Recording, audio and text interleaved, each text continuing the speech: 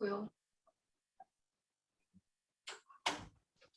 자, 오늘 본문 베드로후서 1장 1절부터 11절까지 읽습니다. 예수 그리스도의 종이요 사도인 사도 베드로는 우리 하나님과 구주 예수 그리스도의 우리를 의를 믿고 동일하게 보배로운 믿음을 우리와 함께 잠깐만요. 그 형제님 그 전체 음소거를 일단 해주시고. 예. 자, 시작합니다. 다시 읽습니다. 보배로운 믿음을 우리와 함께 받은 자들에게 편지하노니 2절 하나님과 우리 주 예수를 알므로 은혜와 평강이 너희에게 더욱 많을지어다.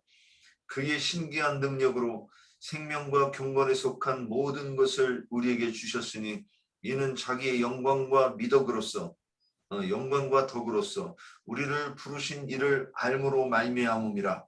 이로써 그 보배롭고 지극히 큰 약속을 우리에게 주사 이 약속으로 말미암아 너희가 정욕 때문에 세상에서 썩어질 것을 피하여 신성한 성품에 참여하는 자가 되게 하려 하셨느니라.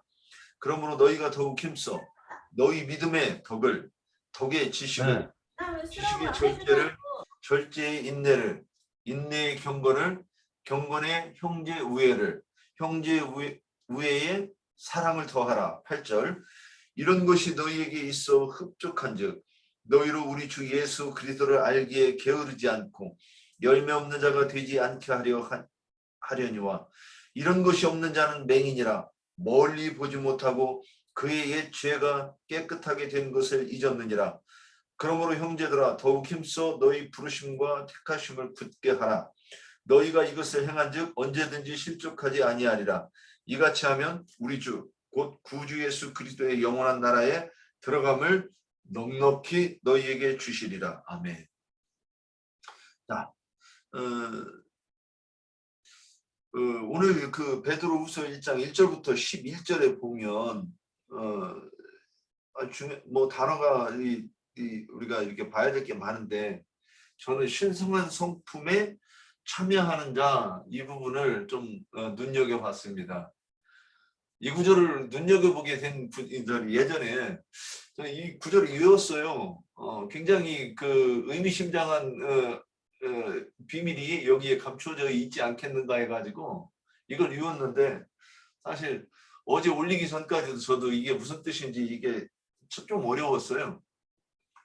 근데 예전에 누구와 진리를 알아야 된다고 얘기를 했더니 막 신의 성품에 참여하는 것을 자기들은 추구한다고 그래가면서 막 뭐라고 하는데 제가 이거 말씀을 몰라가지고 말대꾸를 못했어요. 네, 그래 다른 얘기만 하고 뭐 이제 그러고 했던 기억이 있어서 오늘 우리 지체분들께서 이 부분에 대해서 이렇게 증거해 주시면 저도 귀를 열고 이렇게 들으려고 마음의 준비를 하고 있습니다. 여기 신성한 성품에 참여하는 것에 대해서 이제 뭐 덕의 이제 5절부터는 그러므로 신성한 성품에 참여하는 자 되게 하셨느니라 그랬고 그러므로 이렇게 이제 이어서 가요.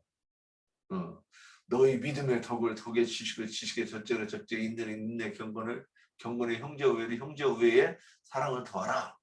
그렇게 쭉 해놓고 나서 이런 것이 없으면 맹인이고 그리고 그의 옛죄가 깨끗하게 된 것을 잊었느니라. 맹인이라 멀리 보지 못하고 개역 한글에는 원식치 못하고 근데 그 저기 리브가의 언니 레아가 원식치 못하죠. 근데 맹인이라 멀리 보지 못하고 그가 옛죄가 깨끗함에 됨을 잊었느니라. 그러므로 형제들아 더욱 힘써 너희 부르심과 택하심 굳게 하라. 너희가 그래서 너희 부르심과 택하심을 굳게 하라. 이게 쭉 이제 이렇게 연결해서 이렇게 보면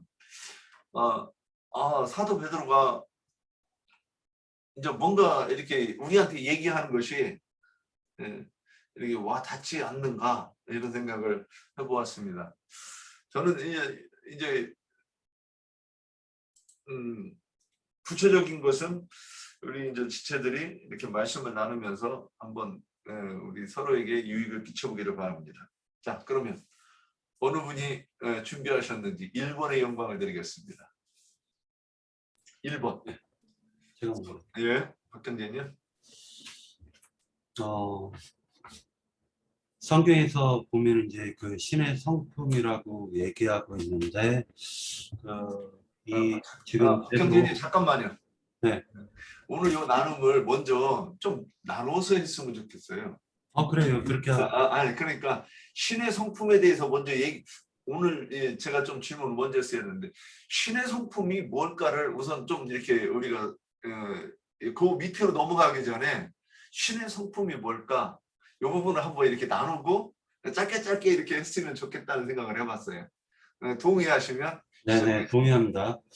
그 신의 성품이라고 되어져 있는 그 베드로후서 4장, 이로써 그 보배롭고 지극히 큰 약속을 우리에게 주사 이 약속으로 말미암아 너희가 정욕 때문에 세상에서 썩어질 것을 피하여 신성한 성품에 참여하는 자가 되게 하려 하셨느니라 라는 이 말씀에 지긋이라고 되어져 있어요. 요한 1서 3장 2절 그 반주에는 요한 1서 3장 2절로 나와 있는데, 자, 요한 3서 죄송합니다. 요한 1서 3장 2절.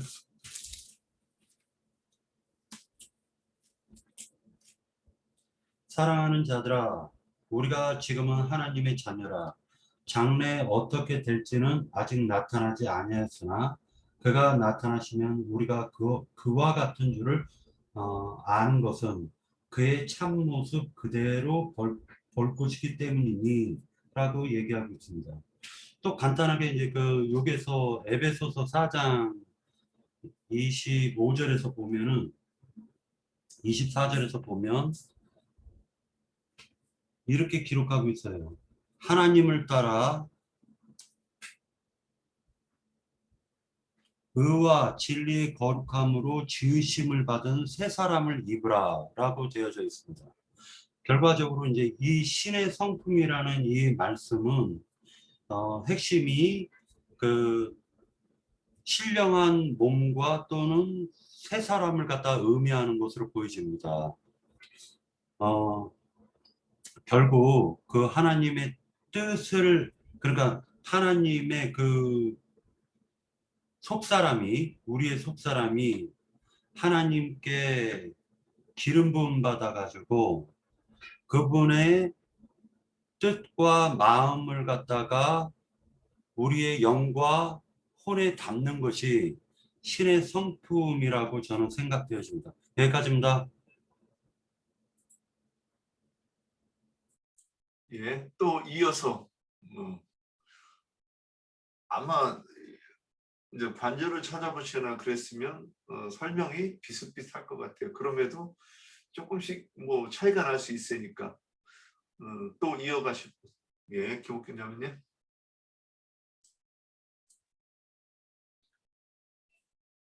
마이크 풀으시고요.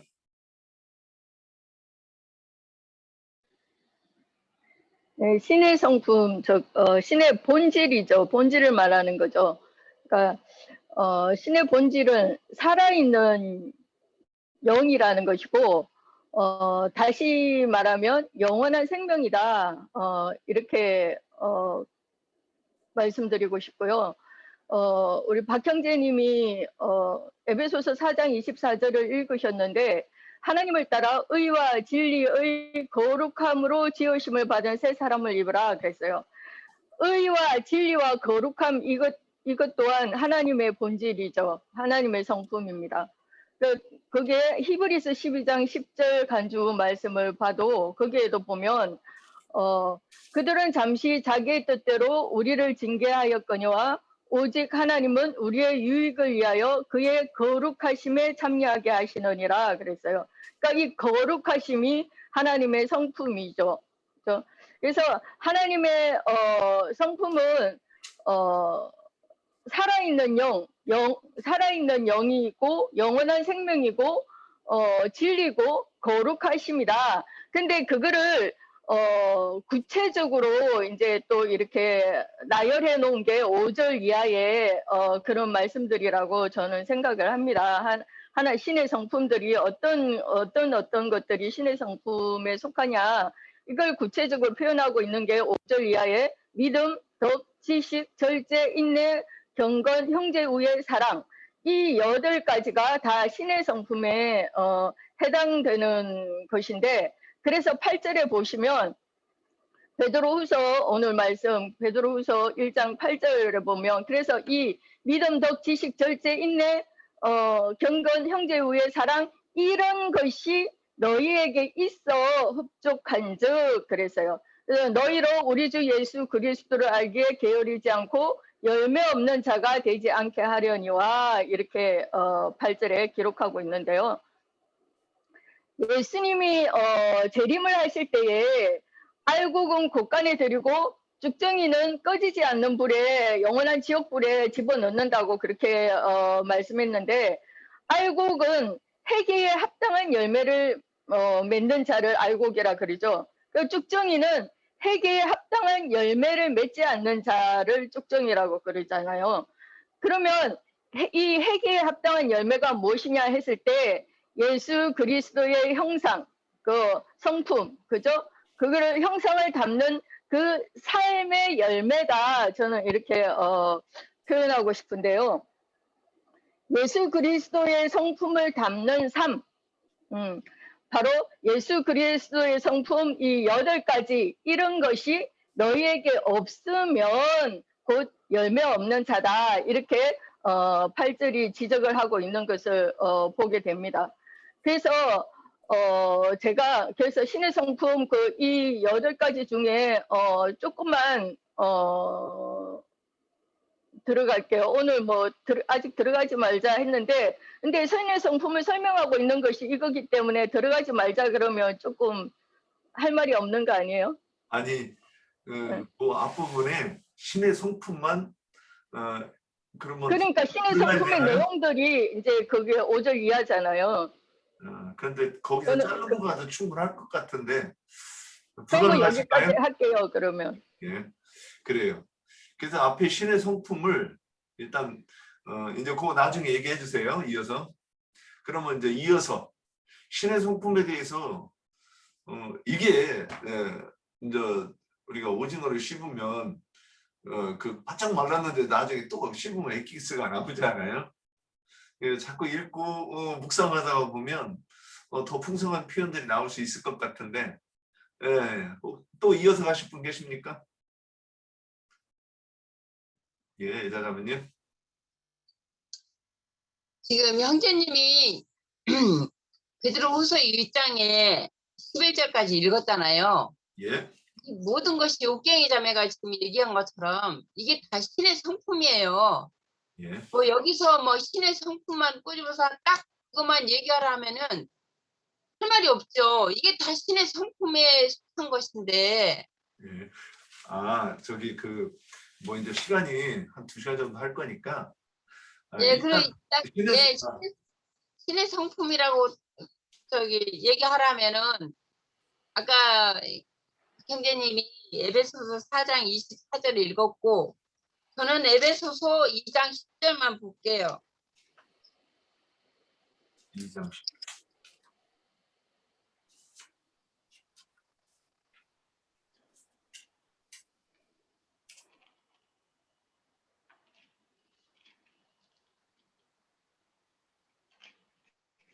우리는 그가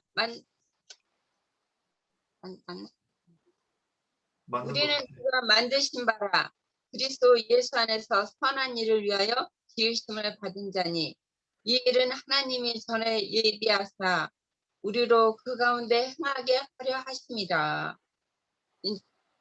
여기 이 말씀이고요. 그러니까 뭐 나도 간주를 찾아봤는데 여기 나오더라고요. 그러니까 지금 아까도 봤더니 그 베드로후서의 1장에 보면은 이게 다 신의 성품에 속한 것이다. 옥경이 자매가 앞에서 잘 얘기해 줬는데요. 나는 여기까지 할게요. 더 할 말이 없네요. 그래요? 예. 그러니까 그 더 진도를 나가지 않고 하라 그러니까 할 말이 없는 거예요. 그 아. 인제 신의 성품에 대해서 얘기하라 그러면 그게 인제 믿음에 대한 믿음의 성품, 뭐 덕의 성품 이런 것들을 인제 얘기가 되어져야지 신의 성품을 설명하게 되는 거죠. 예. 아이고 이렇게 불만이 폭주하시는데 제가 이제 또 그렇게 보는 부분이 있어요. 그리고 한 번에 쭉 하면 이렇게 이제 이 시간 눈치 보고 이렇게 하고 이제 얘기하는 것이 내용이 아니 제가 보기에는 계속해서 이 부분들이 조금 생각하는 부분이 있어요. 그래서 부분 나눠 가지고 얘기를 하면 좀 더 깊지 않을까 저는 이 생각을 좀 했어요, 일단. 그리고 그러면 제가 본 부분을 말씀을 드릴게요. 저는 신의 성품 그렇게 얘기했는데 신의 본질에 대해서 이 신의 이제 개역 한글에는 하나님의 신성에 신성에 참여하려 하게 하려 함이라 이렇게 이제 돼 있어요. 근데 여기서는 우리는 신의 성품에 대해서 이제 이렇게 다 돼 있어요. 그러면 그게 이제 합성어죠. 신성은. 그러면 그러면 신의 성품이 무엇인가? 그러면 하나님은 영이시죠. 육이 없어요. 육이. 그래서 그분의 형상과 신성 이렇게 같은 뜻이 되더라고요. 그러면 제가 본 거는 이제 여기 이제 관주도 있는데 우리 지체들이 얘기했으니까 그러면 요한복음 1장에서 태초에 말씀이 계신데 이 말씀이 하나님과 함께 계셨고 이 말씀은 곧 하나님인데 이 말씀 속에 생명이 있다 이렇게 말씀하세요. 그리고 그 안에 말씀 속에 생명이 있는데 이 생명은 사람들의 빛이다 이렇게 표현이 돼 있어요. 약간 뭐 좀 다르게 표현해 보려고 하니까 그리고 또 예수님께서 말씀하시기를 내가 곧 길이요 진리요 생명이니 그랬어요. 그러면 그 길이고 진리고 생명이 되신 그 예수를 만나지 못하면 우리가 속사람이 변화되어서 예수의 형상이 회복될 수가 없는 거죠. 그러면 우리가 예수의 형상을 회복한다, 그 형상을 담는다 이런 얘기들을 하는 것이 결국 신의 오늘 베드로 형제가 얘기하신 대로 신의 성품에 참여하는 것을 다른 표현으로 다른 사도들은 이렇게 얘기했다고 일단 보여져요. 그래서 그러면 제가 왜 따로따로 조금씩 이렇게 이제 좀 자르려고 했느냐면 그럼 믿음은 우리가 많이 나눴으니까 이 부분은 뭐 그래도 새로운 형제들이 있으니까 그럼 믿음이 뭔가 덕이 뭔가 저 이거 이제 따로따로 나눠보고 싶었던 거예요. 왜 그러냐면 저도 어디서 막혔느냐면 덕에서부터 막혔어요.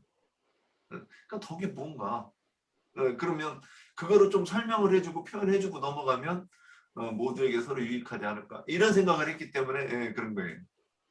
제가 쭉 이어가지 못해가지고 불편하셨던 분 이제 이어서 갈 수 있습니다.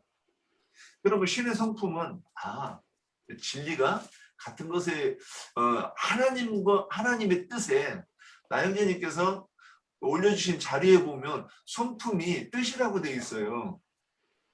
의도. 그러니까 하나님의 뜻이 하나님의 성품과 같은 것이다 이렇게 해가지고 그 여러 가지 여러 구옷의 성경을 인용해 가지고 이렇게 해놓으셨어요. 저도 그거 보기 전에는 좀 이해가 잘 안 됐어요. 자 그러면 이제 이어서 가보겠습니다. 신의 성품에 대해서는 뭐 다들 이제 캐치하신 것 같고 그러면 우선 누가 그 다음에 이어가시겠습니까?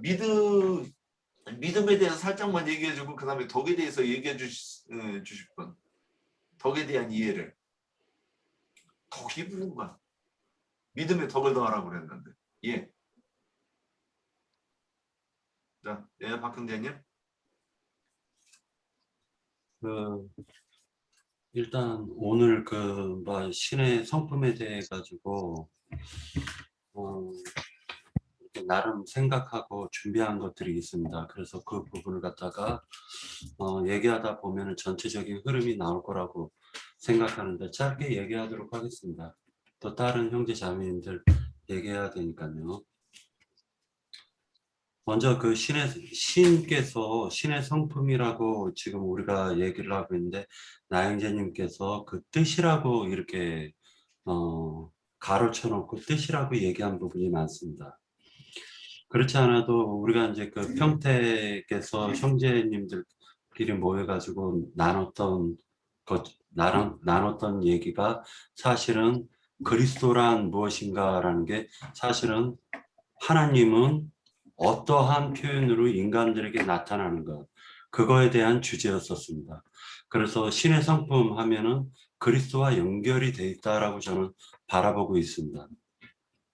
그래서 하나님께서 그러니까 영원 전서부터 하나님께서 갖고 계셨던 그분의 본성 안에 숨겨져 있는 하나님의 뜻이 무엇일까라는 생각을 한번 해보았는데 창세기 2장에서 보면 이런 말씀이 나옵니다.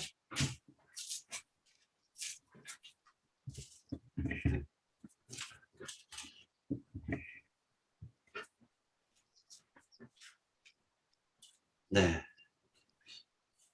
여호와 19절이요. 18절서부터 잠깐 읽겠습니다. 여호와 하나님이 이르시되 사람이 혼자 사는 것이 좋지 아니하니 내가 그를 위하여 돕는 배필을 지으리라 하시니라.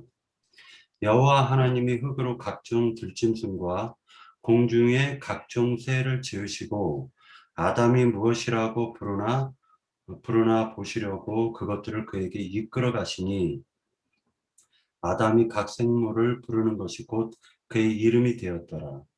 아담이 모든 가축과 공중의 새와 들의 모든 짐승에게 이름을 주시니라.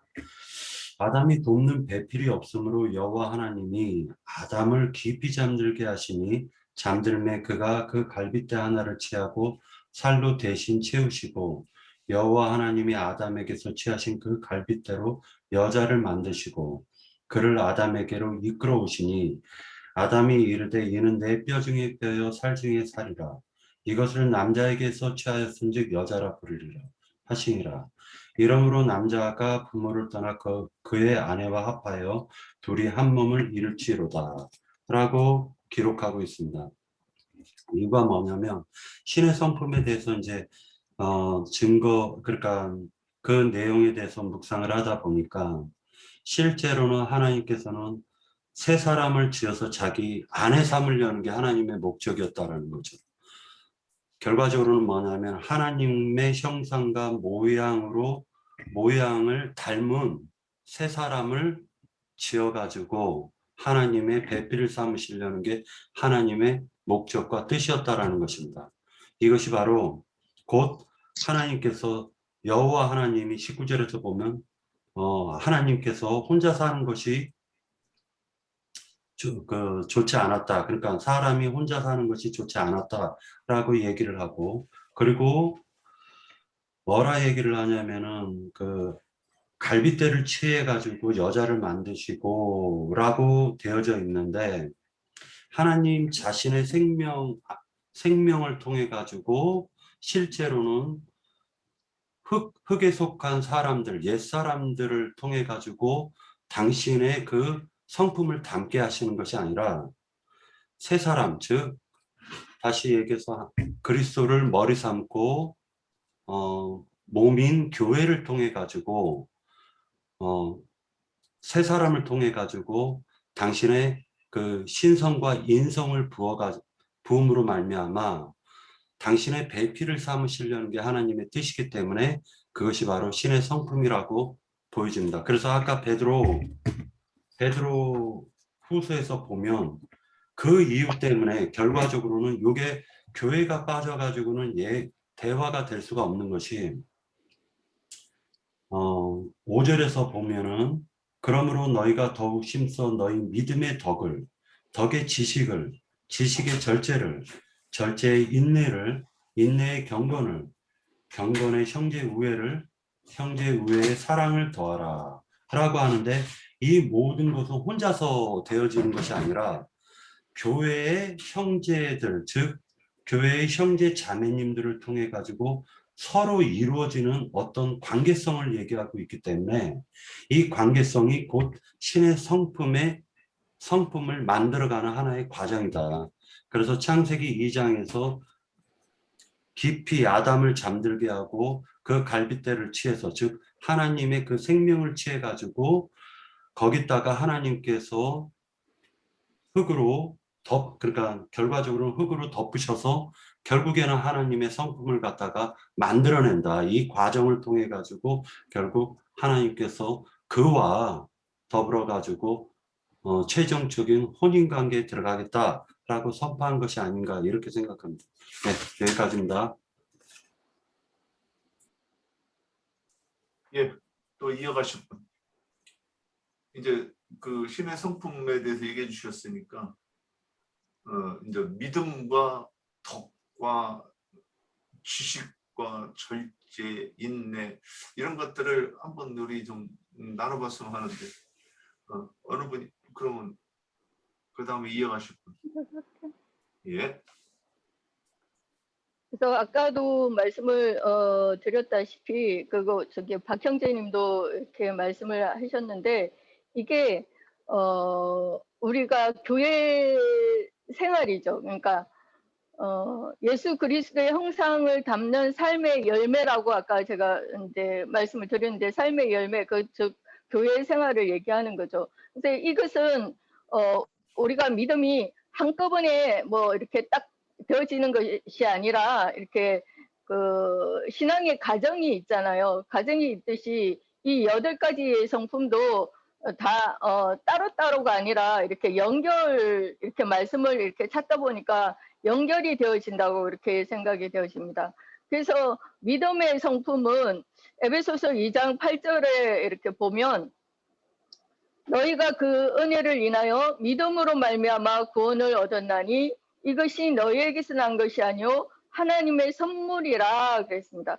믿음의 성품은 선물로 주어지는 구원의 믿음이라는 겁니다. 그러나 이 선물로 주어진다고 해서 이 선물이 아무에게나 주어지는 것이 아니잖아요. 그러니까 믿음의 성품은 예수 그리스도를 믿는 성품 중에서 가장 기본적이고 가장 본질적인 성품이라고 생각이 되어지는데, 그리스도의 일을 나 자신의 일로 이루어 나가는 그런 믿음인데, 하나님께서 구원하실 자에게만 주시는 특별한 선물이라는 거죠. 그래서 요한복음 14장 10절에서 12절 말씀을 보면요, 믿음이 뭔지, 하나님께서 특별히 구원을 이루어 주실 자들에게만 주어지는 그 믿음의 내용이 뭔지 하는 것들을 알 수가 있는데요. 제가 읽어보겠습니다. 나는 아버지 안에 있고 아버지는 내 안에 계신 것을 네가 믿지 아니하느냐. 내가 너희에게 이르는 말이 스스로 하는 것이 아니라 아버지께서 내 안에 계셔 그의 일을 하시는 것이라. 내가 아버지 안에 있고 아버지께서 내 안에 계심을 믿으라. 그렇지 못하겠거든 행하는 그 일을 인하여 나를 믿으라. 내가 진실로 진실로 너희에게 이르노니 나를 믿는 자는, 그랬는데 이 나를, 예수님을 믿는 자, 이 자가 바로 믿음의 선물을 받은 자잖아요.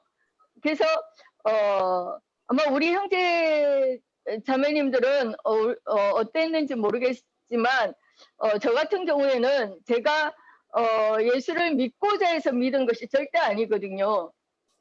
제가 원해서 제 마음대로 믿은 것이 절대로 아니었습니다. 그래서 그 12절 그 하반절에 보면 이 믿음을 선물로 받은 자는 나의 하는 일도 저도 할 것이요 이랬어요. 그래서 이것이 바로 믿음의 성품이다 이렇게 생각이 되어집니다. 그래서 결론적으로 믿음의 성품이란 이것을 선물로 주어지는 그 구원의 믿음으로서 그리스도의 일을 나 자신의 나의 일로 이렇게 이루어 나가는 그 성품이 믿음의 성품이다. 이렇게 저는 생각을 하고요. 거기에서 이제 그 믿음의 덕을 더하는 성품이잖아요. 그래서 그래서 왜 더한다고 말하느냐? 그 7절에 이렇게 보니까 경건의 형제 우애의 사랑을 더하라 이렇게 말이 되어 있잖아요. 그러면 앞에도 보면 믿음의 덕을 콤마 찍고 덕의 지식을 콤마 지식의 절제를 콤마 하면서 이렇게 콤마를 점을 찍어 놓았는데 이 콤마에는 모두 더하라는 말이 생략이 되어져 있다고 이렇게 보여집니다. 그래서 믿음의 덕을 더하라, 덕의 지식을 더하라, 지식의 절제를 더하라 뭐 이런 식이 되는 거죠.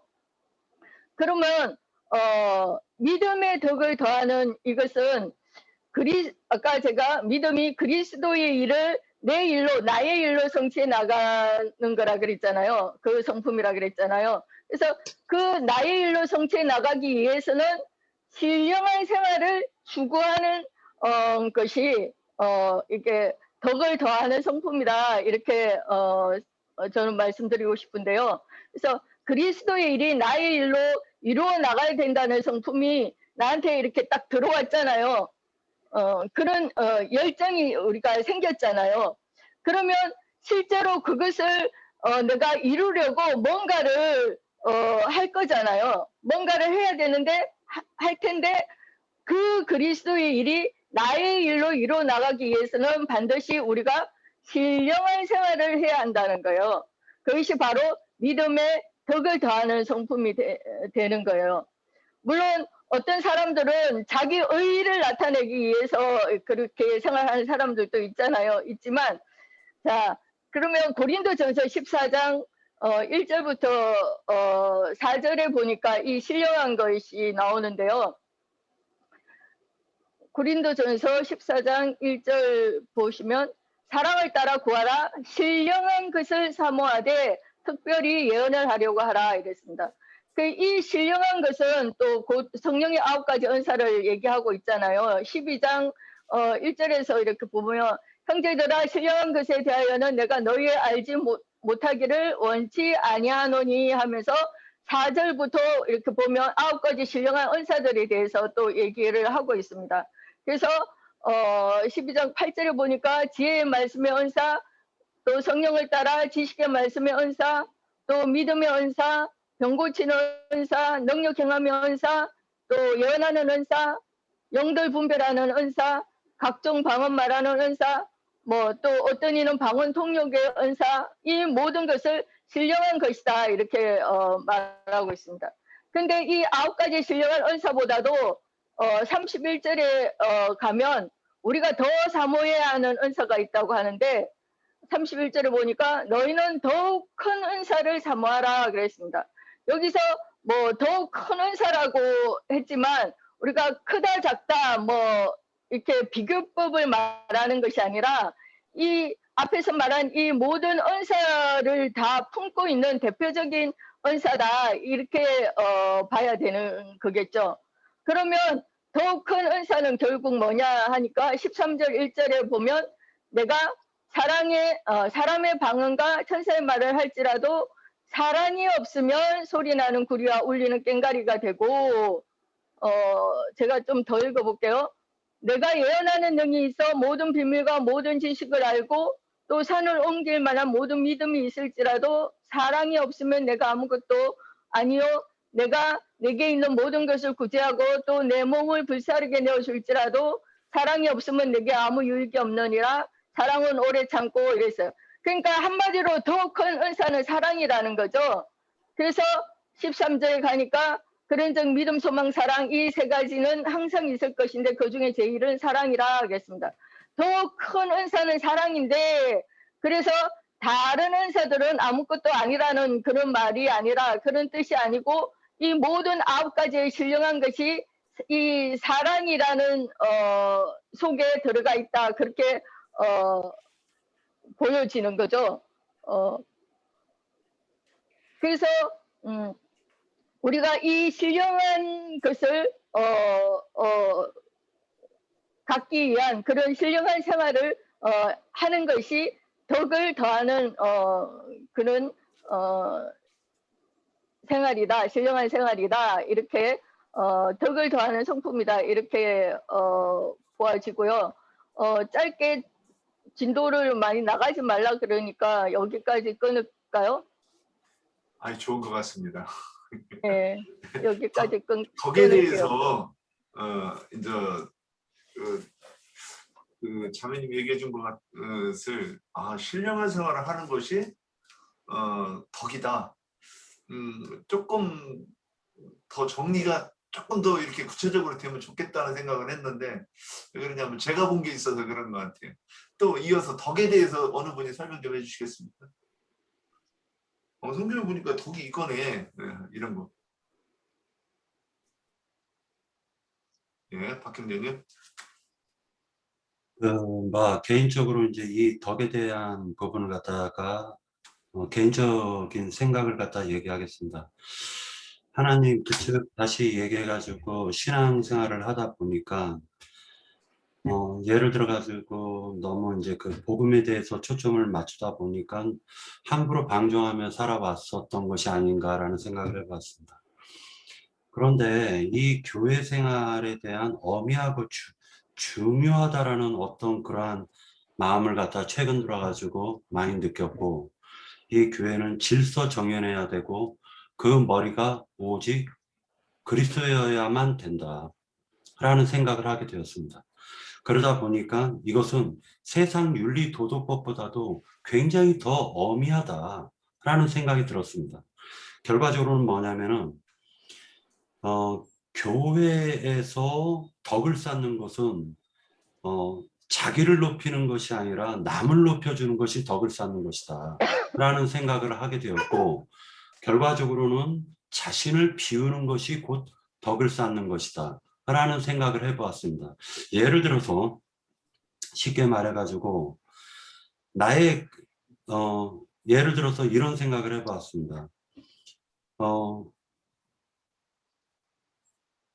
그러니까 금기를 붓는 집에서 이제 이게 몇 년 된 얘기인데 나인제님께서 몸이 굉장히 안 좋으셨을 때가 있었어요.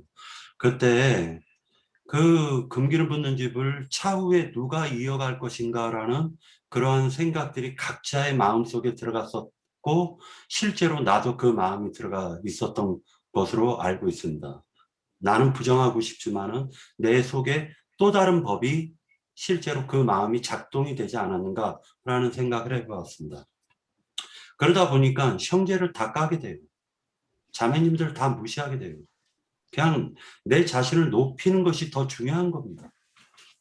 이것이 덕이 될 수는 없는 거예요. 교회에 덕을 세우는 것이 아니었다라는 거죠. 교회에 덕을 세운다라는 것은 주님의 뜻이 이루어져야지 나의 개인적인 인간의 생각이 이루어지는 것이 덕이 세워지는 것은 아니다라고 생각을 하게 되었습니다. 마찬가지로 지금도 똑같습니다.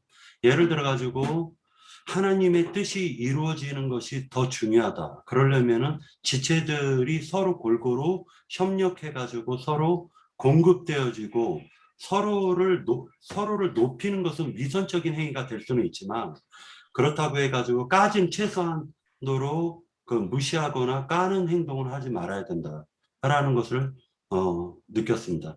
이것은 결과적으로는 머리를 짓밟는 행위와 같다라는 생각을 하게 되었던 것이죠.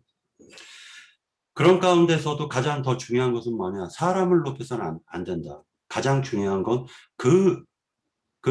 하나님이 세운 그 반석 위에, 베드로 위에 세운 그 반석 위에 내 교회를 세운다라고 했지 어떤 사람의 교회를 세운 것이 아니기 때문에 사람의 눈치를 보거나 사람을 높여서는 안 된다.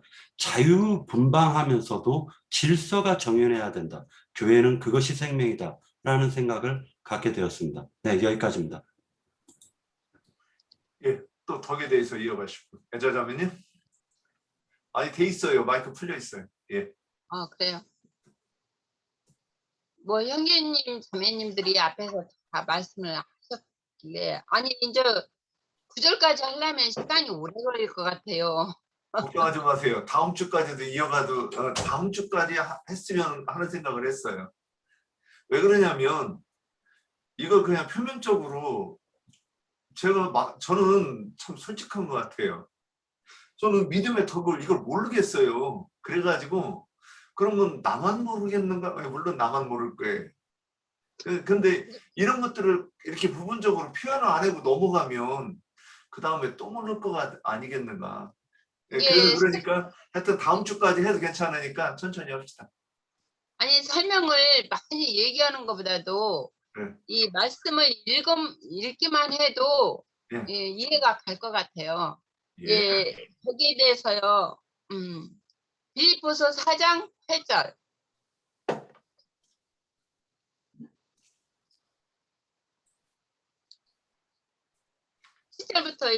7절부터 볼게요. 그러면 모든 지각에 뛰어난 하나님이 평강이 그리스도 예수 안에 너희 마음과 생각을 지키시리라 그렇게 말씀하셨고, 끝으로 형제들아 무엇이든지 참되며 무엇이든지 경건하며 무엇이든지 옳으며 무엇이든지 정결하며 무엇이든지 사랑받을 만하며 무엇이든지 칭찬받을 만하며 무슨 덕이 있든지 무슨 기림이 있든지 이것들을 생각하라. 너희는 내게 배우고 받고 듣고 본바를 행하라. 그리하면 평강의 하나님이 너희에게 함께 계시리라. 읽기만 해도 이해가 갈 것 같은데요. 여기에서 덕이 나왔잖아요. 덕이. 이게 그 8장 빌립보서 4장 8절에 보면은 여기 저기 말씀하신 게 참되며 저기 참되며 경건하며 옳으며 여기서 정결하며 사랑받을 만하며 무엇인지 칭찬받을 만하며 무슨 덕이 있든지 무슨 기림이 있든지 이것들을 생각하라. 너희는 내게 배우고 받고 본바를 행하라. 그리하면 평강의 하나님이 너희에게 함께 계시리라. 나는 설명보다도 이 구절을 읽을게요. 예. 여기까지입니다. 예. 거기서 덕이 나왔는데 덕이 네. 뭐냐고 우리 아들이 물어보면 요거 가지고 설명이 어려울 것 같아요. 그러니까 제가 아니, 지금 여기 8절 말씀 읽은 것이 이제 덕을 거기에도 덕이 나왔습니다. 근데 네. 앞에 말씀들과 뒤에 그 덕이 그냥 구름이 낀 것 같아 아직도. 제가 그래요. 자, 이어서. 설명하기가 부족하네요. 죄송해요. 구름이 안 거쳐서. 자, 그러면 없으시면 제가 본 거를 조금 말씀드려 볼게요. 근데 이 성경을 자세히 보라고 이 장로 형제님 그렇게 말씀하시는데 그게 참 어려운가 봐요. 이 주제를 올려놓고 다시 베드로 후서를 다시 보는데 덕이 여기에 다 있네 이런 생각이 들었어요. 한번 봅시다. 3절에 보면 2절부터 보면 하나님과 우리 주 예수를 알므로 그랬어요. 알므로 은혜와 평강이 너희에게 더욱 많을지어다. 3절 그의 신기한 능력으로 생명과 경건에 속한 모든 것을 우리에게 주셨으니 우리에게 주셨어요. 네. 이는 자기의 영광과 덕으로서 우리를 부르신 이를 알므로 말미암음이라 이랬어요. 이렇게 보니까 자세히 보니까 요즘 여기 오면 좀 어느 정도 이렇게 좀 이해가 되겠네. 뭐냐? 그의 신기한 능력으로 생명과 경건에 속한 모든 것, 생명과 경건에 속한 모든 것을 우리에게 주시는 것이 영광과 그러면 이 영광이 하나님의 빛이 비치는 거잖아요. 우리가 눈으로 볼 때 영광이지 빛이 아무리 비쳤는데 깜깜한 밤에 우리는 밤 시간에 빛이 저쪽에서 아무리 비치면 우리 인식을 못 하잖아요. 내가 봐야 그게 영광이지. 그러면 하나님의 빛이 사도행전 9장 18절에 사도 바울이 정오의 빛이 비쳤어요. 이제 영광이 임하는 거예요. 빛을 비췄는데 사도 바울은 눈이 맹인이라 이 빛을 깨닫지를 못하는 거예요.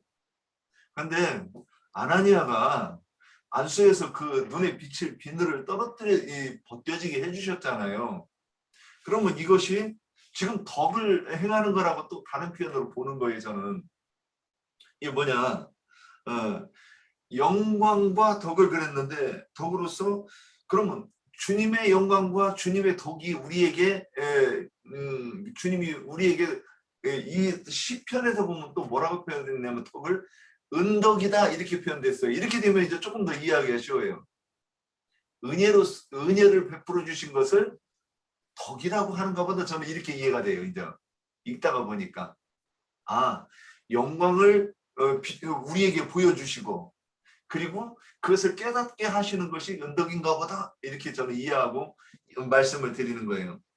덕으로서 그러면 덕으로서 그래놓고 우리를 부르신 이를 아는 거예요. 은덕이. 저는 이렇게 보이는 거예요. 이로써 그 보배롭고 지극히 큰 약속을 우리에게 주사 이 약속으로 말미암아 너희가 이 약속으로 인해서 너희가 정욕 때문에 세상에 썩어질 것을 피하게 되는 거예요. 자, 그러면 베드로 전서 2장 한번 더 볼게요. 9절. 그러나 너희는 택하신 족속이요 왕 같은 제사장들이요 거룩한 나라요 그의 소유가 된 백성이니 이는 너희를 어두운 데서 불러내어 그의 기이한 빛에 들어가게 하신 이의 아름다운 덕. 그럼 이 덕 그랬는데 설명이 됐어요. 앞에 그의 기이한 빛에 들어가게 하신 이의 아름다운 덕 이렇게 돼 있어요. 그래서 저는 이 덕이 그분을 알게 하시더. 그래서 이게 덕이 다른 말로 하면 은혜라는 말과 덕이라는 말이 같은 뜻인가 보다. 저는 이렇게 보았어요. 이 덕을. 그래서 성경을 보면서 하여튼 여기까지 제가 본 거예요. 그러면 이제 여기서 또 더 이어가실 분. 예, 목경자매님. 그래서 경건에 속한 모든 것을 우리에게 주신 것이 신령한 것이잖아요. 다른 말로 표현을 하면 그죠? 경건에 속한 모든 것을 우리에게 주신 그것이 다른 말로 표현을 하면 신령한 것이고 그래서 아까 고린도전서 14장 그 1절에 그래서 그 신령한 것을 너희가 사모해라 그랬어요. 그래서 그 신령한 것들의 그 내용이 아까 그래서 그런 이제 8절에 그런 은사들이고 그 하나님께서 우리에게 그 영분별하는 은사, 지식의 말씀의 은사, 지혜의 말씀의 은사 이런 것을 주시는 것은 교회 내에서 우리가 교회에 덕을 끼치게 하기 위해서 은사를 이런 것을 주시는 거잖아. 이 신령한 것을. 그래서 그 베드로후서 방금 윤영재님이 읽으신 그 생명과 경건에 속한 모든 것을 우리에게 주셨다 이랬는데 그래서 그 주신 내용이 구체적으로 이렇게 표현한 것이 아까 고린도전서 14장의 그 8절의 내용들이고 또 그 13장의 내용들이고 예언하는 능력 그죠? 그래서 믿음, 소망, 사랑 중에 제일은 사랑이라 이렇게 했는데 그러니까 이런 은사를 주시는 것이 덕을 끼치기 위해서 우리에게 주시고 우리를 부르셨다고 그렇게 표현하는 것이 아닌가 그렇게 제가 말씀을 드린 건데 잘 이해를 못 하신 것 같아요. 제가 말씀드린 거를. 이해됐어요. 그래서 네. 이제 조금 표현이 다른 거예요. 그래서 우리가 서로 다른 표현을 들으면 이게 좀 이것도 듣고 저것도 들으면 좀 정리하기 쉽지 않을까 그런데 제가 아까 조금 표현을 잘못한 게 있어요. 은혜와 덕이 같은 이나 자매님 손 들었어요. 예, 잠깐만요. 제가 은혜와 덕이 같은 것이다 이렇게 표현을 했는데 이 덕이라고 하는 게 오히려 전도한다고 하는 것이 덕과 같은 말이라고 이렇게 보이네요. 그래서 누구에겐가 그리스도를 알도록 하는 것이니까 이 전도와 같은 뜻 아닐까 이렇게 생각이 들고요. 예, 니나 자매님 말씀해 주세요. 네, 저도 윤 형제님이 앞서 말한 거에 많이 동감을 해요. 그래서 덕과 은혜가 같은 말이다 하는 거에서 내가 조금 보충을 하려고 그래요. 저는 어떻게 말을 하고 싶냐 하면은 은혜 있는 말을 하는 그것이 덕이다. 그렇게 말을 하고 싶은 거예요. 은혜 있는 말을 하는 것이. 지금 금방 전도를 하는 말이다. 그렇게 얘기를 했어요. 굉장히 가까운 말이지요. 그래서 잠언서에서 볼 것 같아. 잠언서 22장 11절에도 마음의 정결을 사모하는 자의 입술에는 덕이 있으므로 임금이 그의 친구가 되느니라 이렇게 말씀하셨어요. 그러면 입술에 덕이 있으니까 물론 하는 말로 통해서 덕이 나오는 것이겠죠. 그리고 거기에서 임금의 그의 친구가 되니라 한 것은 물론 임금은 우리 주님을 얘기를 하는 것으로서 주님과 친구가 되는 거고 서로 사랑하는 사이가 되는 거다 하는 것으로 우리한테 격언을 주는 것 같아요. 그리고 또 다른 예를 들 것 같으면은 그래서 의인의 입에는 지혜를 낸다 하고 또 잠언서 10장 31절에는 또 그렇게 말씀을 하셨고 또 전도서 10장 12절에는 지혜자의 입의 말들은 은혜롭다 하고 또 그렇게 다 정의가 돼 있어요. 그렇기 때문에 덕이라는 것은 은혜로운 말을 하는 것이 덕이 아닌가. 그래서 예를 들어서 비유 말을 할 것 같으면은 누가복음 4장 22절에 예수님께서 광야에서 시험을 당하시고 그러고 난 후에 나사렛 본 고향으로 가셔갖고 그 태어난 데죠. 거기에 가셔갖고 그 회당에 들어가서 이사야의 글을 읽으시고 하면서 사람들한테 저기 한 말씀이 계세요. 그게 4장 22절인데 이사야의 말씀을 전하고 저기를 하니까는 이에 예수께서 그들이 말씀하시되 이 글이 오늘 너희 귀에 응하였느니라 하시니 그들이 다 그를 증언하고 이 말씀을 읽으려면 17절부터 쭉 읽어야 되는데 그거를 말하자면 17절에 이사야의 글은 주의 성령이 내게 임하였으니 이는 가난한 자에게 복음을 전하게 하시려고 내게 기름을 부으시고 나를 보내사 포로된 자에게 자유를 눈먼 자에게 다시 보게 함을 전파하며 눌린 자를 자유롭게 하고 주의 은혜의 해를 전파하게 하려 하심이라 하는 것이 이제 주님께서 어떻게 우리한테 복음을 전하시고 은혜를 끼치실 건가 하는 것을 예언한 말씀이었잖아요. 그래서 22절에 그들이 다 그를 증언하고 그 입으로 나오는 바 은혜로운 말을 놀랍게 여겨 이르되 이 사람이 요셉의 아들이 아니냐 하면서 사람들이 놀랐어요. 그러니까 결국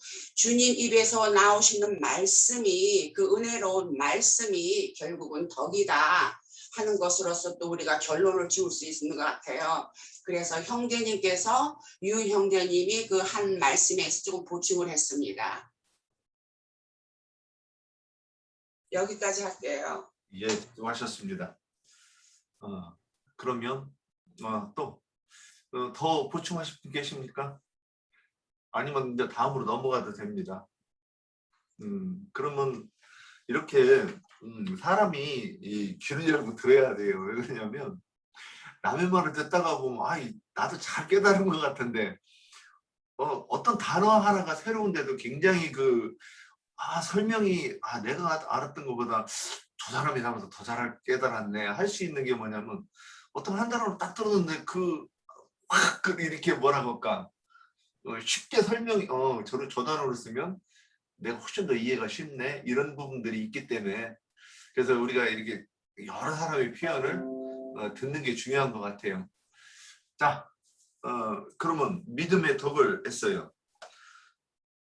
자, 그러면 이제 다음 이제 더 할 말씀 없으면 지식으로 이제 넘어가 보겠습니다. 이 지식에 대해서 우리가 많이 한 것 같은데,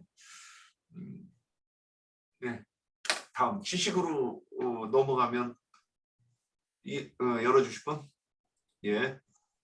잠깐만 저기 네. 저들 다 교제하고 있는 중인데 개입해서 미안해. 저기 그 덕이라고 한글에 번역된 용어가 누구를 이렇게 세워주다 그런 용어도 있고 그냥 미덕 뭐 오늘 지금 우리들이 지금 주로 나누는 것은 어떤 사람의 그 미덕 탁월성 이제 그런 것을 주로 나누는 것 같은데 아까 고린도전서 이야기했고 대부분 고린도전서 로마서 뭐 이런 데서 나오는 뭐 그 덕이라고 번역된 용어는 그것은 누구를 이렇게 칭찬하고 올려주고 세워주고 또 사람을 온전케 만들어주고 그런 뜻이에요. 그러니까 그 덕이라고 번역된 용어가 두 단어가 있다는 걸 꼭 이렇게 알고 명확하게 좀 했으면 좋겠어요. 그리고 윤영기는 믿음의 덕을 이렇게 했으면 덕이라는 걸 다 찾아봤어야 되는 거예요. 그래야 인도자가 되지. 부지런해야 돼. 그냥 대충 했어도 뭐 하려면 안 돼요. 형제들한테는 칭찬을 안 해주고 이래서 미안해. 예. 마칩니다. 예, 저 장로 형제님만 아니면 이거 다 넘어갈 수 있는 건데 이렇게 짚이네요. 아 참. 제가 다른 곳에서 이렇게 얘기했으면 되게 칭찬받았을 텐데. 참. 예, 저 얼굴 빨간해졌나요? 자, 이어가 주실 분. 지식. 그래서 네. 아까 그래서 박형제님은 네. 그 단어를 가지고 설명을 해주신 거네요. 네. 사실은 이제 그 에스라 그러니까 에스더가 좀 떠올랐어요. 네. 교회 생활을 하다 보면은 이렇게 우리가 신부 수업을 받는 것이다. 그런데 그 중에서 한 사람이 이렇게 왕께 간택을 받는다라는 생각을 했습니다. 그러니까 에스라가 그 준비 기간이 교회 생활이고 그것이 바로 신의 성품과 덕을 세우는 것이 아닌가 이런 생각을 해봤습니다. 그리고 이제 지식에 대해서 좀 얘기하자면은 지식은 양면성을 갖고 있다라고 생각이 돼요. 그러나 성경에서 얘기하고 있는 이 지식은 예를 들어 가지고 그걸 교묘히 써먹는 말하자면 그 지식을 갖다가 교묘히 써먹는 그 거짓 선지자들이 있어요. 그러니까 이것이 뭐와 같냐면은 세상 가운데서도 법이라는 거를 갖다가 법이라는 것을 법과 불법은 말 그대로 그 빨랫줄 하나 차이다 라고 법하는 사람들이 얘기를 하더라고요. 예전에 이제 그 두부공장이나 두부가게를 했었을 때 당시에 그때 당시에 법을 하시는 분이랑 많이 좀 상담을 했었는데 법이라는 것은 쉽게 얘기해 가지고 불법과 법을 지키는 것과 불법의 차이점은 바로 그 종이 한 장 차이다 라고 얘기를 합니다. 그래서 귀에 걸면 귀걸이, 코에 걸면 코걸이법 될 수가 있다. 법이라는 것은 해석하기 나름이다 라고 얘기해요. 그것을 가장 많이 이용하는 사람들이 바리새인, 서기관, 율법사, 제사장들이었고 지금의 목사나 신부들입니다. 그들은 지식을 갖다가 무기 삼아 가지고 하나님의 법을 자기 임의대로 해석을 하고 그것을 갖다가 오남용해 가지고 걸려 넘어지게 만드는 자들이죠. 그러나 하박국 선지자께서는 어떻게 말씀하셨냐면 내 백성이 지식이 없어서 망한다라고 얘기했습니다. 그렇다면 여기서 지식이라고 얘기하는 것은 베드로 후서에서도 증거하고 있는 것은 뭐냐? 신부 수업을 하는데 하나님의 말씀을 모르고 그 신부가 앞으로 어떻게 살아가야 되는 그런 모든 것을 모른다면은 그것은 의미가 없죠. 앞으로 황후가 될 사람인데. 그러다 보니까 성경은 기본적으로 무엇을 가르치냐면은 성경을 통해 가지고 그 황후가 된 이후의 삶을 갖다가 지금 얘기하고 있는 것이고 그것을 갖다가 교회에서 가르치고자 하는 것이기 때문에 교회는 말하자면 진정한 교회는 훌륭한 황후가 앞으로 천상세계에서 살아가는 영원한 나라에서 살아가는 그러한 준비를 갖다가 할 수 있도록 많은 지식을 갖다가 겸비해야 되는 것이 곧 우리가 육신 세계를 살아가는 곳에 있는 교회에서 해야 될 이것이 일이다라고 저는 생각이 들었습니다. 예, 여기까지입니다. 또 이어서 가실 분. 예, 니나 자매님. 네.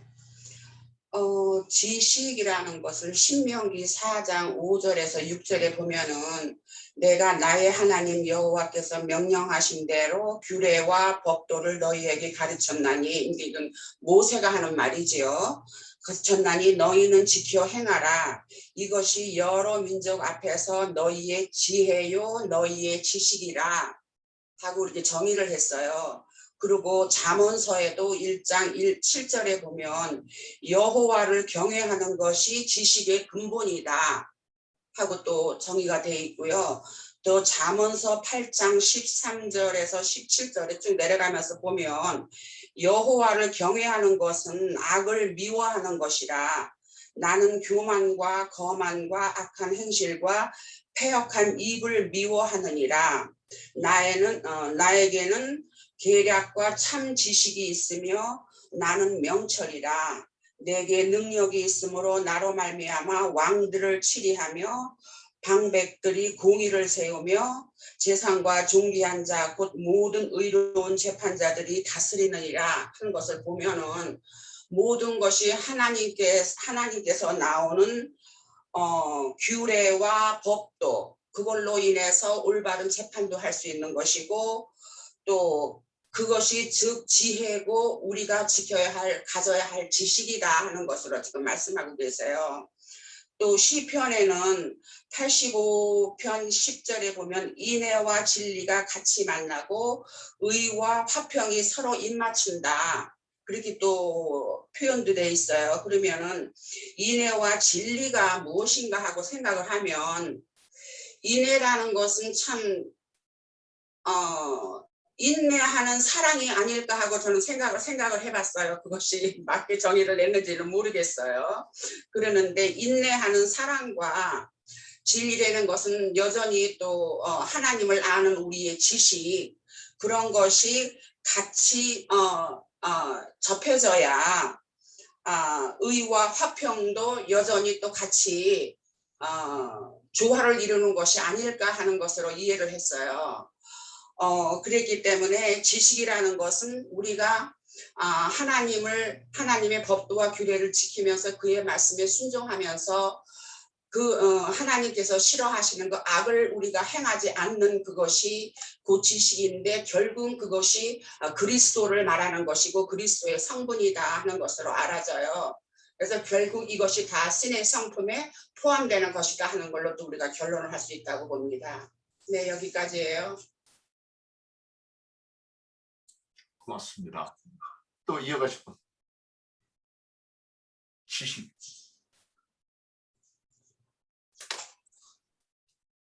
예. 제가 그러면 교목경 가면요.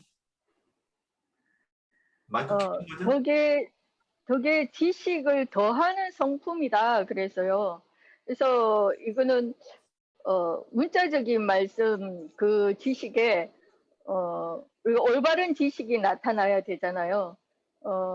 하나님의 율법, 그 하나님의 율법의 정신이 나타나야 되고, 다시 말하면 하나님의 의가 나타나는 그런 참 복음을 세우고 또 그것을 높이고자 그렇게 헌신하는 신앙의 성품이 덕에 지식을 더하는 성품이다, 이렇게 말씀을 드리고 싶은데요. 그래서 지식의 말씀은 로마서 10장 1절에서 4절까지를 보면, 형제들아 내 마음에 원하는 바와 하나님께 구하는 바는 이스라엘을 위함이니 곧 그들로 구원을 받게 함이라. 내가 정언하노니 그들이 하나님께 열심히 있으나 올바른 지식을 따른 것이 아니니라. 하나님의 의를 모르고 자기의 의를 세우려고 힘써 하나님의 의에 복종하지 아니하였느니라. 그리스도는 모든 믿는 자에게 의를 이루기 위하여 율법의 마침이 되시니라 그랬어요. 그러니까 이스라엘 백성들은 하나님께 열심히 있었지만 예수님을 올바로 쫓은 것이 아니잖아요. 이스라엘 백성들은 덕의 지식을 더하는 성품이 없었습니다. 그래서 자기들이 붙잡은 것만을 그것을 고집하지 예수님을 더 알아가고자 하는 그런 마음이 없었죠. 우리가 예수님의 마음을 담는 것은 우리 마음속에 내가 꼭 이 지식의 말씀이 더해져야 되겠다, 또는 지식의 말씀이 풍성해져야 되겠다는 그런 소망이 있잖아요. 그런 열망을 가진 사람이 예수님을 닮아갈 수 있는 거죠. 그래서 지식의 말씀은 성경을 그냥 문자적으로 많이 아는 것을 말하는 그런 차원이 아니라 예수 그리스도에 관한 것으로 내가 이해해 나가는 것을 말한다고 생각합니다. 그래서 성경을 문자 그대로 그냥 가지고 있는 것을 지식의 은사라 그렇게 말하지 않고 성경을 예수 그리스도에 관한 내용으로 내가 이해하고 내가 소화하는 거, 내가 그렇게 습득하는 거, 이 지식의 분량이 나에게 얼마만큼 축적이 되어 있느냐 하는 거죠. 그래서 믿음의 덕의 지식을 더하라는 것은 성경을 예수 그리스도에 관한 내용으로 알아가는 것이다. 이것이 하나님의 의라고 그렇게 말하고 또 참복음이다 이렇게 말을 하잖아요.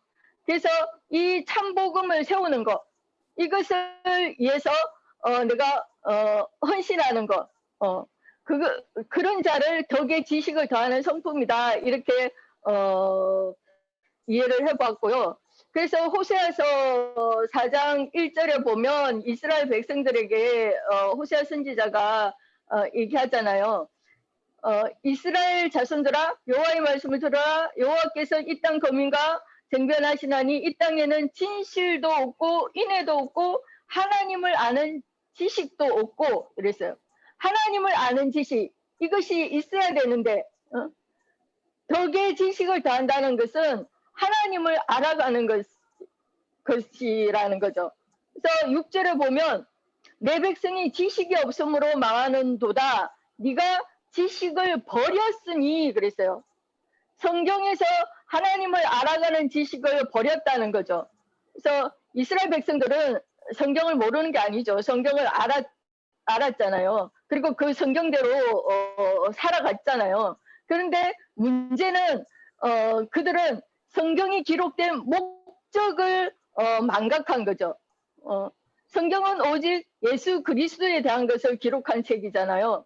그래서 이 성경을 가지고 예수 그리스도를 알아가는 데에 초점을 맞추지 않고 하는 그런 모든 것들이 다 하나님을 버린 것이라 이렇게 생각이 되는 거죠. 이 지식을 버린 거죠. 곧 그리스도의 성품을 버린 것이다. 저는 그렇게 말씀드리고 싶습니다. 예. 예, 아멘. 또 이어가시죠. 저기 제가 아까 한 말에 있어서 옥경 자매님이 덕의 지식을 더한다 하는 그 저기를 해서 생각을 해보니까 아까 그 지식에 대한 것에 대해서 제가 설명을 했지만 우리가 그 덕이라는 것은 은혜의 말을 하는 것이라고 아까 우리가 그랬어요. 그러면은 주님에 대한 그리스도에 대한 지식이 있어야 우리가 은혜의 말을 할 수 있는 것이 아닌가 하고 연결이 되는 거예요. 내가 그거를 그렇게 좀 보충하고 싶습니다. 네. 예. 또 이어가실 분 없으면 이제 제가 또 본 부분을 이렇게 말씀드릴게요. 아마 이제 이 보충하는 걸 거예요. 그러면 신명기 4장 5절 6절 보면 한번 볼까요? 신명기 4장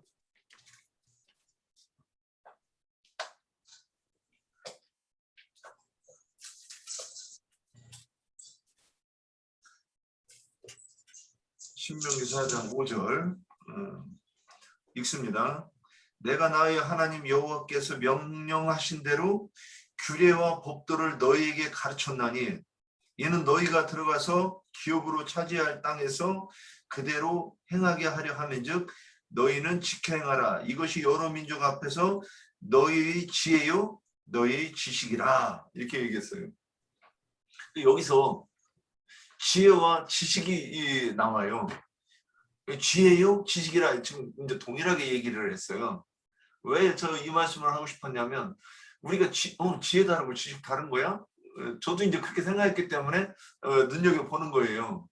근데 지혜요 지식이니라 일단 이렇게 이제 정리를 해놨습니다.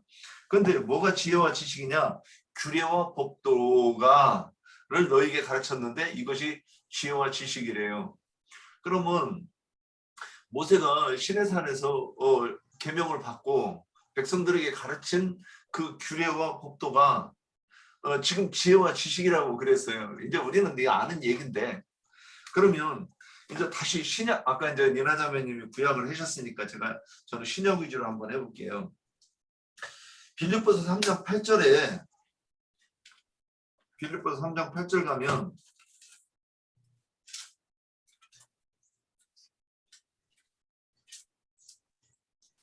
읽습니다.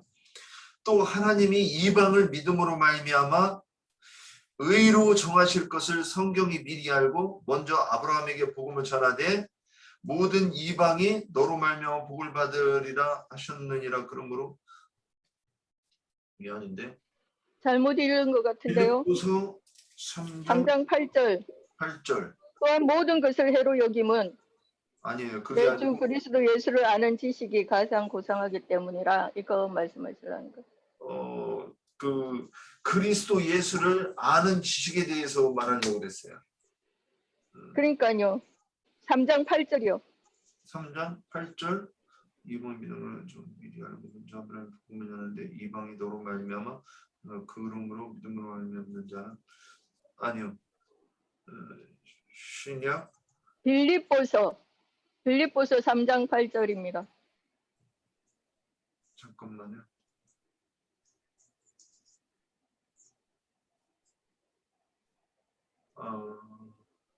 그거를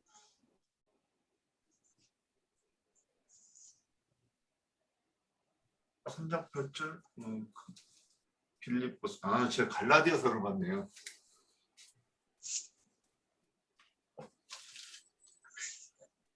도망스러워라. 3장 8절. 예. 또한 모든 것을 해로 여김은 내 주 그리스도 예수를 아는 지식이 가장 고상하기 때문이라고. 예. 지금 이제 두 분이 말씀하신 거나 같은 얘기를 하고 있어요. 예수 그리스도를 아는 지식 그랬어요. 이제 교회 다니는 사람들, 지금 기독교인들은 예수 그리스도의 이름, 성경에 쓰여 있는 예수 그리스도 이거를 아는 것을 자기들이 안다고 생각을 해요. 근데 우리는 율법, 아까 규례와 법도 그 10계명과 또 613개 조항에 있는 그 율법이 예수는 예수와 그리스도에 대해서 쓴 걸로 해석이 되는 것을 얘기하는 거예요. 그것이 그리스도를 아는 지식이라 예수를 아는 지식이라고 말했다고 이제 정리하고 히브리서 10장 26절에서도 진리를 아는 지식 이렇게 얘기를 했어요. 베드로후서 3장 18절에서도 그를 아는 지식, 그럼 여기 예수 그리스도를 얘기하는 겁니다. 디도서 1장 1절에도 믿음과 경건함에 속한 진리의 지식 그랬습니다. 그러니까 예수 우리가 이제 네. 그러면 여기에 대비되는 말씀이 있어요. 디모데후서 3장 7절에 보면 한번 우리 찾아가 볼게요. 디모데후서 3장 7절.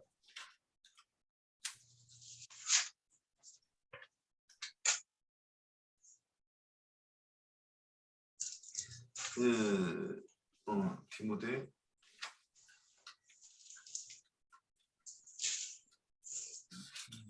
또 엉뚱한 데 보였어요. 디모데후서 3장 7절. 이게 1절부터 이렇게 쭉 읽어야 이제 얘기가 되는데 7절에 보면 이게 5절부터 볼게요. 경건의 모양은 있으나 경건의 능력은 부인하니 이 같은 자들에게서 내가 돌아서라. 그들 중에 남의 집에 가만히 들어가 어리석은 여자를 유인하는 자들이 있으니 그 여자는 죄를 중히 지고 여러 가지 욕심에 끌린 바 되어 항상 배우나 끝내 진리의 지식에 이룰 수 없느니라. 이제 이렇게 되어 있습니다. 그래서 어떤 사람은 열심히 배워요. 저도 이제 이 기독교에서 38년 동안 있었는데 38년의 병자하고 똑같더라고요. 보니까 기간이 38년 동안 진짜 주님께서 나를 일어나서 내 침상을 들고 걸어가라 할 때까지 저도 38년이 걸렸더라고요. 그런데 그러면 거기서 뭐 했어요? 항상 배우고 뭐 이것이 진리인가 저것이 진리인가 막 이 사람이 막 능력이 나타난다 그러면 그게 혹시 하나님의 진짜 능력이 나타나는 것인가 하고 여기저기 가보기는 했죠. 근데 많이 콧방귀 끼고 돌아섰지만은 근데 끝내 그렇게 하는데도 거기서는 진리에 이를 수가 없는 거죠. 그 디모데 요렇게 그러면 지식이 무엇인가? 이 성경을 읽고 어저께 우리 십계명 얘기할 때 십계명 얘기하는데 우리가 들으면서도 이렇게 잘 표현이 어렵지 않아요? 그때 한번 이제 저기 이렇게 좀 시원찮게 했다가 장로 형제님이 딱 그러는데 얼굴이 빨간해지면서 확 베끼더라고요. 이게 아픈 만큼 성숙한 게 맞는 것 같아요. 딱 부끄러우니까 딱 이제 하는데 그게 뭐냐? 우리가 지식이 내가 어느 정도 이렇게 축적이 되어야 아까 이제 니나 자매님도 말씀하신 거고 우리 옥경 자매님도 말씀하신 것처럼 지식이 내가 그걸 끊임없이 추구하고 더하고 찾고 두드려서 내가 지식을 더 해놔야 우리가 덕을 세울 수가 있는 건 아니겠는가. 이제 이렇게 제가 본 건 여기까지입니다. 자, 그러면 오늘은 시간이 좀 1시간 24분 됐는데 오늘 덕까지만 하고 오늘 덕에 대해서 더 말씀해 주실 분 계시면 이제 더 좀 듣고 있습니까? 없으신 것 같으네. 그럼 다음에 저는 이렇게 성경을 봐야 속이 시원하더라고요. 확 이렇게 명쾌하게 이렇게 해놓고 넘어가야 그 다음에 또 와서 보면 너무 힘들더라고요. 여기. 자, 그러면 오늘 베드로후서 1장 1절에서부터 11절까지 해서 우리가 이제 보고 있는데 장로 형제님께서 보신 바에 의해서 이제 하실 말씀이 있으실 것 같아요. 예. 말씀 듣고 마치겠습니다.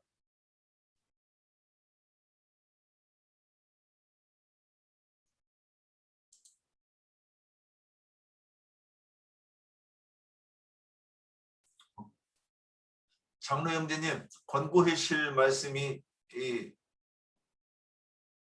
있으시면 말씀 좀 마이크 안 부르셨습니다. 네, 나는 뭐 오늘도 특별히 할 얘기는 없고 아까 내가 저기 덕을 세운다 뭐 믿음의 덕을 뭐 덕의 지식을 이렇게 할 때 그 용어가 서로 고린도전서나 로마서에만 나오는 서로가 너희가 덕을 세워라 이렇게 할 때는 그 세운다는 것에 강조점이 있잖아요. 그 말은 사람을 세워주는 거, 뭐 예를 들어서 창세기 시작해서 아담을 위해서 그 배필을 이제 지었는데 그 지었다는 말이 세운다는 뜻이거든요. 빌트했다, 저기 건축물기에 올려 세우는 것 같이 사람을 세워주는 것이단 말이야. 그것은 세상적으로 이렇게 치켜 세워가지고 세우는 그런 세움도 있고 그 성경에서 말하는 덕을 세워라 할 때 그거는 사람 속에 이제 오늘 신의 성품과 관계가 되기 때문에 예수님의 형상과 모양으로 그 사람의 속에 그 이루어지도록 만들어주는 거, 그것을 교회의 덕을 세워라. 개인의 덕을 세우지 말고 교회의 덕을 세우고 뭐 이런 표현을 이렇게 한 거예요. 그런 게 그 용어와 그냥 단순히 덕이라고만 표현을 한 그런 용어는 다르다는 것을 기본적으로 이해를 하시기를 바라요. 세워준다라는 말과 일반적으로 이게 덕이라고 하는 건 성품상 좀 포용하고 넓고 그런 포괄적인 사람, 넓은 사람, 이제 그런 사람이 덕이 있는 사람이다. 그렇게 표현을 하는 거니까 그 점에 있어서 이제 이해를 하시면 되겠고, 지금 지식 얘기를 했는데 오늘 다 마치지를 못했으니까 지식은 이제 그 안다는 말인데 선악을 알게 하는 나물 때 그 안 말도 있고, 또 그건 이제 그 기노스코라고 하는 단어죠. 헬라어에서는 또 오이다라고 하는 이제 단어가 있어요. 그것은 이제 예를 들자면 기노스코라고 하는 단어는 청년 남녀가 있는데 아직 혼인을 하지 않은 상태예요. 그때는 내가 여자에 대해서 여자가 나에 대해서 아는 것 같아요. 서로가. 그런데 그게 사실 아는 게 아니거든요. 그냥 추상적인 거지. 그런데 결혼을 해서 아기를 낳았어. 그러면은 이제 그 부부관계 정식으로 돼서 아는 거, 그 오이다라고 그래요. 그런 경우는 또 안다는 말이 또 다르죠. 체험하고 본인이 겪어보고 아는 것과 그냥 남한테 들어서 아는 것과 또 피상적으로 세상사의 어떤 지나가는 형적을 보고 아는 거, 그럼 기노스코라고 하는 그 용어는 전혀 똑같이 안다라고 번역이 되고 지식이라고 번역이 되지만 그 의미에 있어서는 각각 다르다. 이제 이것을 꼭 오늘 얻어가지고 집회를 마쳤으면 좋겠어요. 예, 마칩니다. 예, 감사합니다. 예, 다음 주에는 절제와 인내, 뭐 경건 이렇게 좀 이렇게 자세히 한번 보고 오셔가지고 그래야 이게 제가 엉뚱한 소리 할 때 이렇게 딱 다른 것도 있어 이렇게 얘기를 해주셔야 돼요. 우리 저 윤영재는 지금 내 보면 많이 더듬기도 하고 뭐 찾는다고 찾아놨는데 헷갈리고 이제 오늘 또 성경 찾아 읽는데 보니까 엉뚱한 데 자꾸 찾아가지고서 읽어잡고 그런 찾아는 놨는데 보니까, 그런데 그러지 말고 그러면은 형제는 한 번만 쓱 보지 말고 2번 노트 정리하고서 꼭 메모해 놓은 걸 가지고 해야 돼. 한 번씩 그래야 돼. 메모를 했는데 성경을 엉뚱한 걸 찾았어요. 이거는 우리 유영재 세우느라고 얘기하는 거야. 예. 유영재 책망한다고 생각하지 말고 그렇게 빨리 온전케 돼야 되니까. 예, 제가 실수를 잘 안 하는데 가끔가다 하는데 이렇게 자꾸 보여가지고 죄송합니다. 예, 자 원래는 실수를 안 했는데 요즘 들어서 부쩍 많아졌지. 그렇지. 아유 감사합니다. 저기 내 광고 좀 한 가지 할게요. 이 시간 빌려서 좀 할게. 기왕이니까 저기 그 녹음은 녹음 아니, 안 해도 끄세요. 돼요. 안 해도 돼. 그냥 광고니까.